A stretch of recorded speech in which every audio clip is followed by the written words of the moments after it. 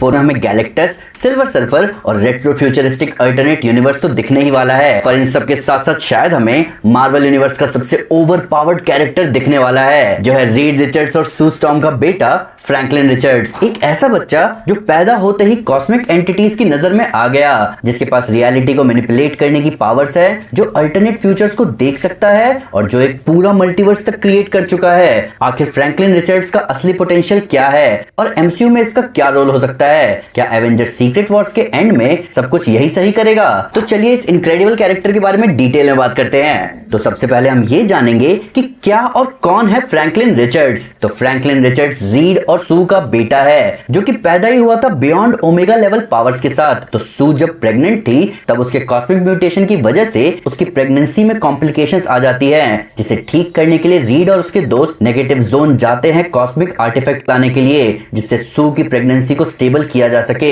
और फिर सू जन्म देती है एक बेबी बॉय को। फ्रैंकलिन जब पैदा ही हुआ था तभी सारे कॉस्मिक ऑर्डर की नजर उस पर गई थी। और फिर हमने अक्रॉस द ईयर्स मार्वल की कई स्टोरीज में देखा है कि कई सारे कॉस्मिक एंटिटीज फ्रैंकलिन पर नजर रखते हैं, क्योंकि ये बच्चा बहुत ही ज्यादा ओवरपावर्ड है। पर फ्रैंकलिन एक्चुअली कैसी पावर्स रखता है? तो फ्रैंकलिन बेसिकली एक रियलिटी वॉर्पर है, यानी कि वो अपने विल पर रियलिटी को अल्टर और शेप कर सकता है। पर फ्रैंकलिन की पावर्स इतने पर ही नहीं रुकती, उसकी साइनिक एबिलिटीज इतनी कमाल की हैं कि वो दूसरे यूनिवर्सेस को सेंस भी कर सकता है। इन सब के ऊपर वो फ्यूचर में होने वाले हर अल्टरनेट पॉसिबिलिटीज भी देख सकता है। साथ ही वो सेलेस्टियल्स के साइनिक अटैक्स तक को मेंटली ब्लॉक कर सकता है। और ये सब वो सिर्फ एक बच्चा होते हुए कर चुका है। अब फ्रैंकलिन सिर्फ मैक्रोकॉस्मोस को ही शेप नहीं देता, बल्कि वो रियलिटी को उसके फैब्रिक से चेंज कर सकता है। और ऐसा उसने किया था खुद के साथ, जब उसे एहसास हुआ कि दुनिया उस पर कितनी रिस्पॉन्सिबिलिटी डाल सकती है। तो इससे बचने के लिए उसने खुद की रियलिटी को इस तरह रीराइट कर दिया था कि उसके पास कोई पावर्स ना हो और वो एक आम बच्चे की तरह रह सके।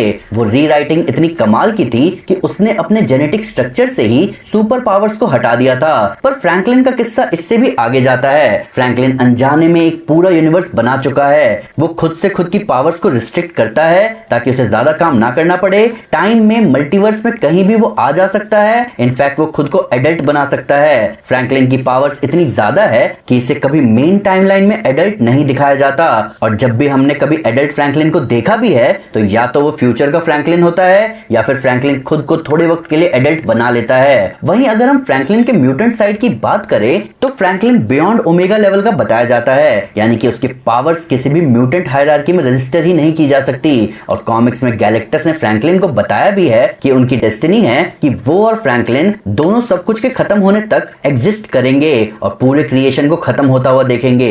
ये है मार्वल का one of the most overpowered character Franklin Richards. पर फ्रैंकलिन को किस तरह फैंटास्टिक फोर फर्स्ट स्टेप्स में दिखाया जा सकता है, आइए उसके बारे में बात करते हैं। The old and wise Franklin. तो फ्रैंकलिन से रिलेटेड कई थ्योरीज पूरे फैंडम में चल रही है, जैसे कि शायद फ्रैंकलिन हमें बस एक बेबी की तरह दिखे मूवी में, या फिर गैलेक्टस को शायद फ्रैंकलिन ही बुलाएगा। पर इन सब के साथ एक थ्योरी ये भी चल रही है कि जॉन मेल्कोविच का ओल्ड कैरेक्टर एक्चुअली में ओल्ड फ्रैंकलिन रिचर्ड्स हो सकता है। अब जॉन मेल्कोविच के कैरेक्टर के लिए हमने ही बात करी थी कि वो टेरेक्स हो सकते हैं, पर वहीं ये नई थ्योरी एक्चुअली कुछ ऐसी है कि फ्रैंकलिन रिचर्ड्स के जन्म के बाद भी फैंटास्टिक फोर एक और स्पेस ट्रिप प्लान करेंगे। पर इस मिशन में वो अपने बेटे को लेकर नहीं जाएंगे। रीड उसे अपने दोस्त विक्टर वॉन डूम की कस्टडी में छोड़कर जाएगा और मूवी में विक्टर और रीड बहुत ही अच्छे दोस्त होंगे। तो फैंटास्टिक फोर जब इस दूसरे मिशन पर जाएगी तो वो वहां किसी रीजन से एक टाइम डायलेशन में फंस जाएगी और जब वो वापस आएंगे तब उनकी एज ज्यादा नहीं बढ़ी होगी। पर यहाँ अर्थ पर फ्रैंकलिन बूढ़ा हो चुका होगा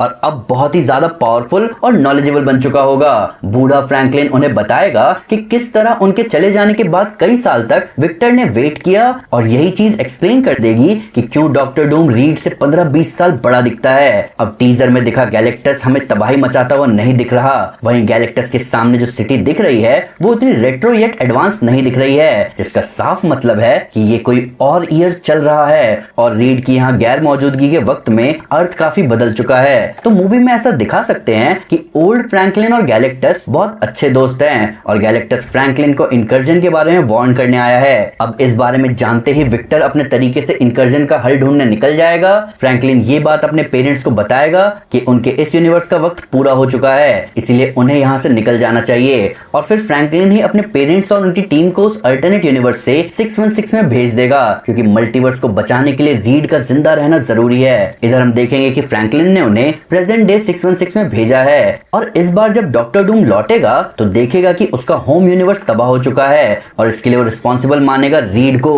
और अब वो रीड से बदला लेने के लिए आएगा, क्योंकि वो यही मानना शुरू करेगा कि रीड के ना होने की वजह से ही उसका यूनिवर्स खत्म हुआ।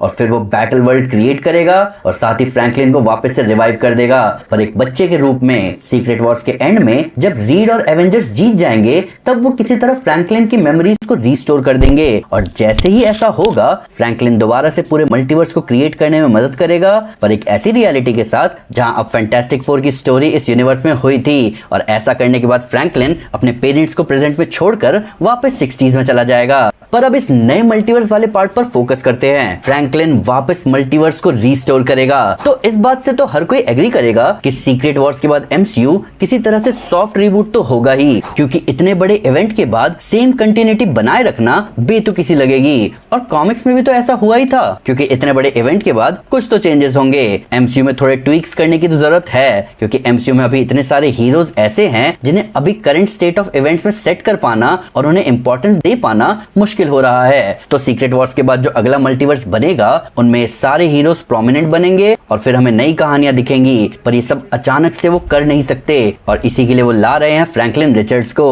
तो एक कहानी के जरिए उन चेंजेस को इंट्रोड्यूस करना, इससे अच्छा आइडिया क्या ही हो सकता है। तो ऐसा हो सकता है कि फैंटास्टिक फोर की जो दूसरी मूवी होगी वो सीक्रेट वॉर्स के बाद आए और ये मूवी पूरी तरह फोकस करेगी फ्रैंकलिन रिचर्ड्स के ऊपर कि वो किस तरह अपने पिता के साथ मिलकर सीक्रेट वॉर्स के आफ्टरमैथ को हैंडल कर रहा है। कॉमिक्स में भी जब सीक्रेट वॉर्स एंड हुआ था उसके बाद मल्टीवर्स ऑलमोस्ट खत्म ही हो गया था। फिर रीड और फ्रैंकलिन ने मिलकर पूरे मल्टीवर्स को दोबारा से बनाया था और 8th मल्टीवर्स को एग्जिस्टेंस में लाया गया था। तो कुछ एग्जैक्टली ऐसा ही हम एमसीयू में देख सकेंगे, जहां सीक्रेट वॉर्स के बाद फ्रैंकलिन एक ऐसा मल्टीवर्स बनाएगा थोड़े ट्विक्स के साथ, जहां अब नए हीरोज और उनकी कहानियां सेंटर स्टेज पर होंगी और फिर हम एक नए सागा की तरफ बढ़ सकेंगे जहां ये बाकी सुपर हीरोज ज्यादा रेलेवेंट होंगे आगे के फेजेस में। तो फ्रैंकलिन को एमसीयू में इंट्रोड्यूस करना एक बहुत ही सोचा समझा और लंबा कदम है, जो एमसीयू के प्रेजेंट को तो पुश करेगा ही, साथ ही वो इसके फ्यूचर को भी शेप और डायरेक्शन देने में मदद करेगा।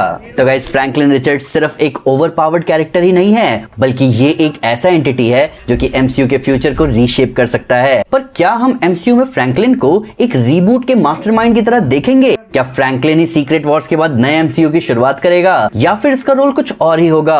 आपको क्या लगता है कि मार्वल फ्रैंकलिन रिचर्ड्स को किस तरह यूज करेगा? अपनी थ्योरीज और अपने थॉट्स कमेंट सेक्शन में जरूर बताएं। वीडियो अच्छी लगे तो लाइक जरूर करें और चैनल को सब्सक्राइब करना ना भूलें।